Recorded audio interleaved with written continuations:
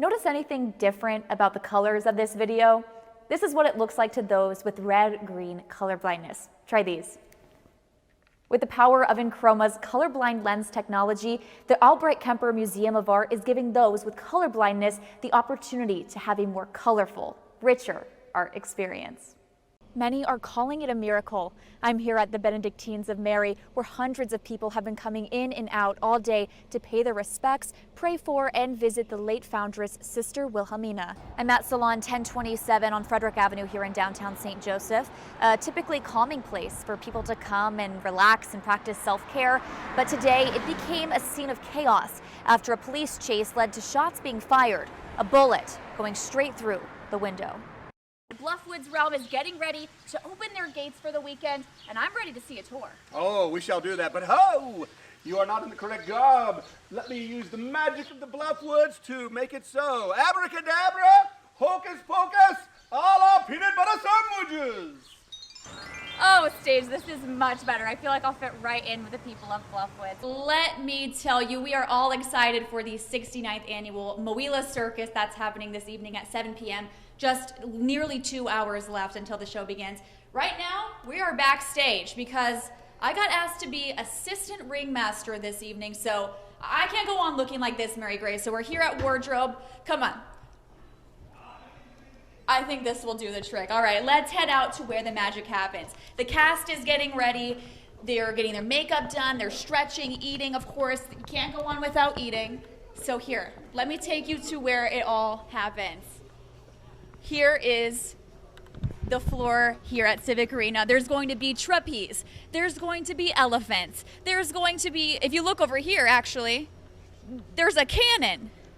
It's covered up right now, but a man will be getting shot out of that cannon. You don't want to miss it. Chris, unique summer activity is the perfect description for what we're doing out here in Stewartsville today. I'm here at the barn on Hickory, and Go Yoga starts at 7 p.m. There's plenty of time to get out here. We're going to give them a little bit of taste of what they can expect here tonight. Also, the session tomorrow at 10 a.m. as well. So if you can't make it tonight, tomorrow's perfect Saturday activity, guys. Let me bring in my goat yoga crew. We're gonna go about this. We're gonna do this. So we have established the second base of the pyramid. We are going for goat time.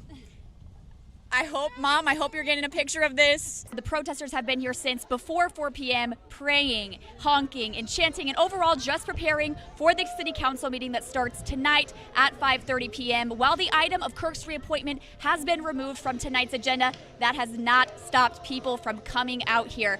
AAA and Missouri State Highway Patrol also offering some travel tips to keep you from celebrating your freedom on the side of the highway. Earlier today, River Bluff Brewing hosted a tailgate party featuring food, beer, art, and puppies. And if there's one thing cuter than Travis Kelce, it is puppies. Normally, we're used to seeing our servicemen dressed in their respective uniforms. But tonight, the War Dogs giving St. Joseph the chance to see them in a bit of a different uniform. Good morning, and thanks for waking up with us. It's Monday, November 10th, the start of a new work week. This is Hometown This Morning. I'm Courtney Rowe. And I'm meteorologist Jared Shelton. Jared, some nice cool weather. I would say a little more than cool weather out there, but it is really waking us up on this Monday morning. Yeah. Well, an organization is trying to give St. Joseph families more choices for affordable childcare. Kids Win Missouri is an organization that wants to expand childcare options for St. Joe families. 37 days. The government shutdown, now considered the longest in U.S. history, breaking the record set during President Trump's first administration. This morning, a new warning that thousands of flights across the country are about to be canceled. Thank you all so much for joining us here this morning and making us a part of your daily routine. Your next news will be at Live at 5 tonight at 5 o'clock, but Abigail and I will see you back here Monday morning, bright and early at 5 a.m. Enjoy your Friday, have a happy weekend, and yes, enjoy that beautiful weather. We are live from Tomato Fest over at the Missouri University Extension Office here off Mitchell Avenue. And I'm joined by Dee, one of the Northwest Missouri Master Gardeners. We are excited to taste the harvest, Tomato Fest. It's an annual event that we are very excited to put on. And Dee, back in April at the plant sale, we made a deal that I would come back and we would do a hot pepper challenge. Thai hot chili. This is the hottest one we have here at Tomato Fest. D, let's do it. Here we go. Oh my. No joke. It's definitely no joke. Guys, come out here 5:30 to 7:30 at the University of Missouri Extension office. You're going to have lots of peppers You won't have and lots of those. tomatoes, and you might want to bring some milk. Notice anything different about the colors of this video? This is what it looks like to those with red-green color blindness. Try these. With the power of Enchroma's colorblind lens technology, the Albright Kemper Museum of Art is giving those with color blindness the opportunity to have a more colorful, richer art experience. For someone who's colorblind, the glasses may seem like a miracle, too good to be true, which is why I sought to answer the question, do these things really work? I brought Ted Vandevoort of St. Joseph to test out the glasses and see color for the first time ever. Ready? Sure. 3, 2, 1. Oh my goodness, I see something besides just blue. That's crazy. That is really crazy. Because this was Vandevoort's first time seeing color in the 60 years he's been alive, I spent a lot of my time with him explaining what different shades of color were present, completely reshaping his perception of color. So I'm not sure, is this a gray?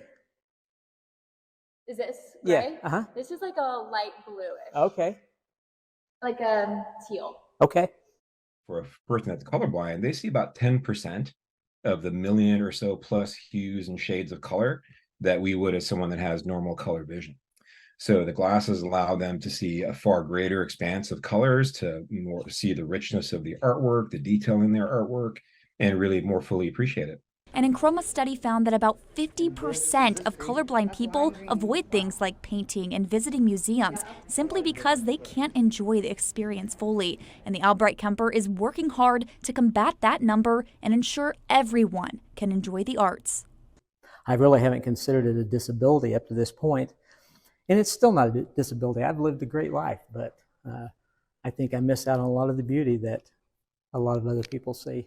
A lot of society has not catered to people with disabilities. I want to make awareness to what exists for them, what accessibilities they do have, especially in a beautiful place like this with amazing artwork. I've taken them off, and now I see what I've had those on long enough that I know what that really looks like, and I'm not seeing that. Does it make you feel a little bit sad or make you feel It like does a you're little missing out? bit. It does, and that's the one feeling that was one of the main reasons that I've never tried those glasses on before, because I knew with what everyone's told me that there's a lot of colors I'm not seeing. So now it does make me a little sad. You know, I wished I could see like everyone else does. Although September may be coming to a close, which marks the end of Colorblindness Awareness Month, by spreading awareness all year round, Enchroma and the Albright Kemper Museum of Art hope to provide more opportunities for individuals to see more fully in a world of color. What we want to do is to really open up the world for folks that are colorblind to see more, experience more. And, you know, part of that is just raising awareness. This should be in every business organization. We should all be thinking about how inclusive we are for those who have disabilities. So you like it? I do, very much. I think I'll get a pair now. And when it comes to accessibility in the arts, it doesn't just end at colorblindness, which is why the Albright Kemper has made it their mission to expand their accessibility options. And speaking of options for those who do have colorblindness, don't worry, there are many different styles and sizes of glasses to choose from, because everyone deserves a chance to see a world full of color. Reporting from the Albright Kemper Museum of Art, Courtney Rowe, KQ2 News. If you really enjoy the structure and the teamwork and going out and doing a specialized mission where you keep people safe, this is the place for you. Hello everyone, it's Courtney Rowe. And Mary Grace Rice. And we are here at the SWAT training facility here in St. Joseph, and we're about to go train with the pros. The Special Response Team trains bi-weekly for potential high-risk situations.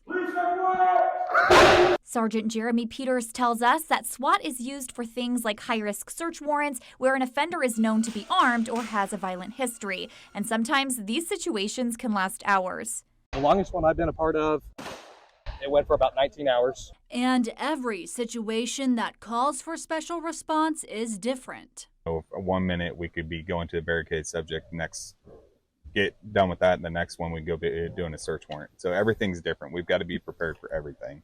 We went through one of these training days to answer the question, just how hard do our law enforcement officers train to prepare for the real thing?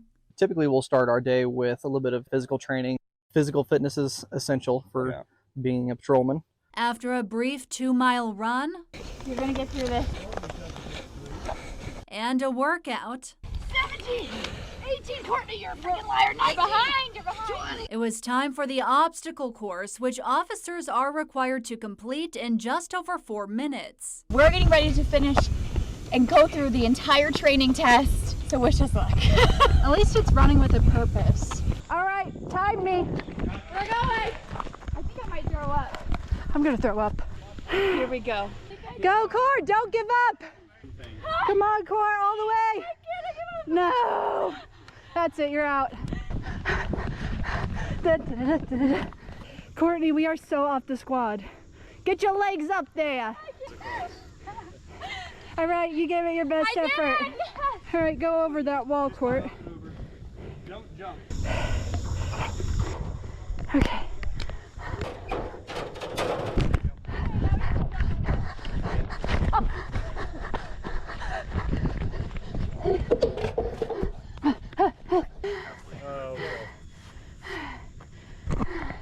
We did it! Yay! And then typically we'll transition to a little bit of shooting. The bullet part faces forward. When you say faces forward, which way is Face out. forward? If you don't meet the shooting qualifications, you can't operate with the team. This? All right, so remember to keep your hand up high. There you go. Good job. Police also have to familiarize themselves with special tools to get the job done safely. It has a blinding flash. We look at the environment and the layout of the building, and then we modify our tactics based off of what we're dealing with. And we want to get in, hit our target really quick, and then get out without any harm to anybody else. Then it was go time.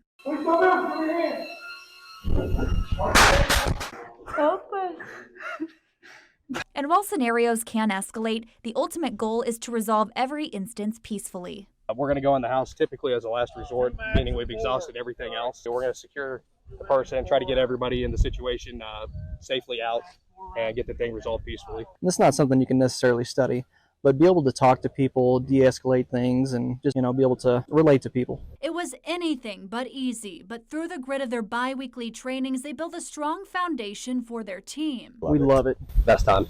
And while we had a lot of fun, it's important to remember that the job comes with some heartbreak too. Being a police officer these days is not always easy. You're going to see some things that will potentially change you for your life. But I'm very thankful that I've had the opportunity to be a part of this career. And the police are still looking for recruits to join their team. Don't be afraid. It's a lot more menacing on the outside than it is inside. Yep. Once you get started, it's not bad at all. It's one of the best things that I've done. Let me tell you, this is no joke. That special response team, It's no joke. It's intense. It's very intense. It's a lot of hard work, but for these officers, it's also very rewarding for them to be able to do this and to do it well, which is why they spend so much time making sure that they're prepared for these scenarios. a huge shout out to the Buchanan County Sheriff's Office and the St. Joseph Police Department for allowing us to train with you all and just learn what goes on behind the scenes. But for now, reporting in St. Joseph, Mary Grace Rice and Courtney Rowe, KQ2 KQ2 News.